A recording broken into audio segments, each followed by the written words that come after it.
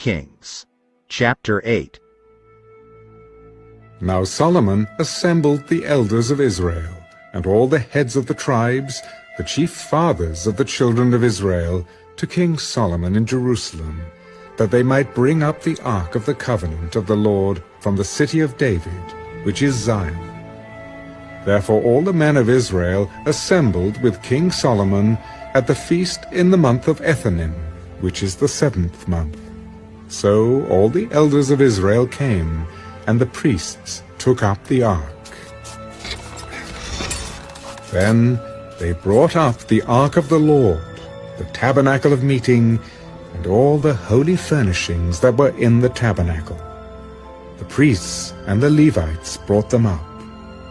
Also King Solomon and all the congregation of Israel who were assembled with him were with him before the ark, sacrificing sheep and oxen that could not be counted or numbered for multitude.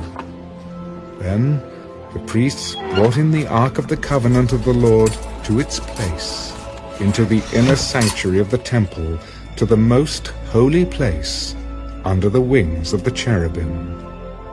For the cherubim spread their 2 wings over the place of the ark, and the cherubim overshadowed the ark and its poles. The poles extended so that the ends of the poles could be seen from the holy place, in front of the inner sanctuary, but they could not be seen from the outside. And they are there to this day. Nothing was in the ark except the 2 tablets of stone which Moses put there at Horeb, when the Lord made a covenant with the children of Israel when they came out of the land of Egypt. And it came to pass, when the priests came out of the holy place, that the cloud filled the house of the Lord, so that the priests could not continue ministering because of the cloud, for the glory of the Lord filled the house of the Lord. Then Solomon spoke. The Lord said he would dwell in the dark cloud. I have surely built you an exalted house, and a place for you to dwell in forever.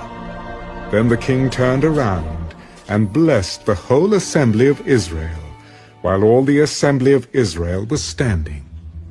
Blessed be the Lord God of Israel, who spoke with his mouth to my father David, and with his hand has fulfilled it, saying, Since the day that I brought my people Israel out of Egypt, I have chosen no city from any tribe of Israel in which to build a house, that my name might be there, but I chose David to be over my people Israel.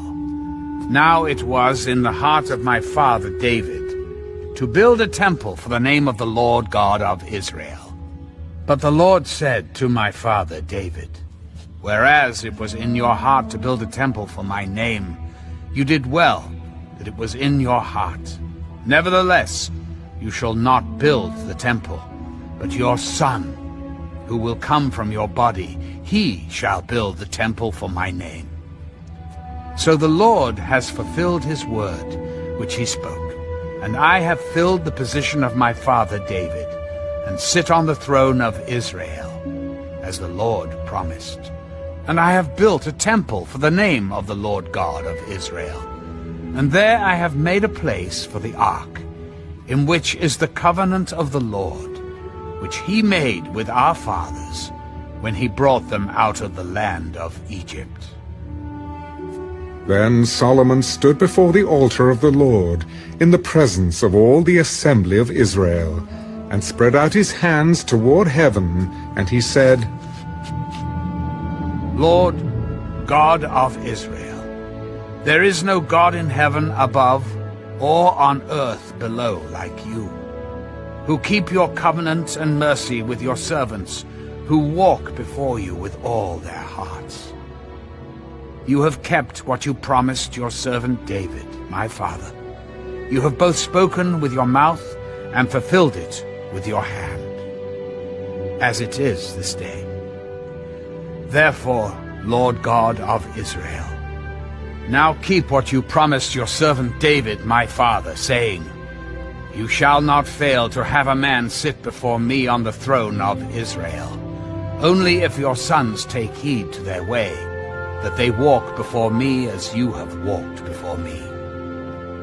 And now I pray, O God of Israel, let your word come true, which you have spoken to your servant David my father.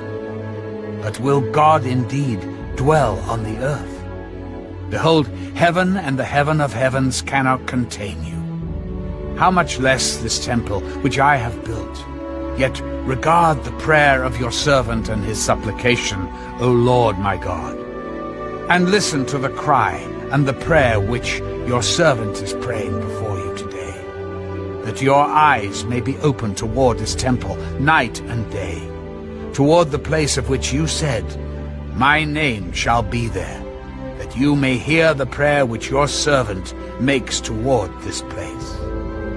And may you hear the supplication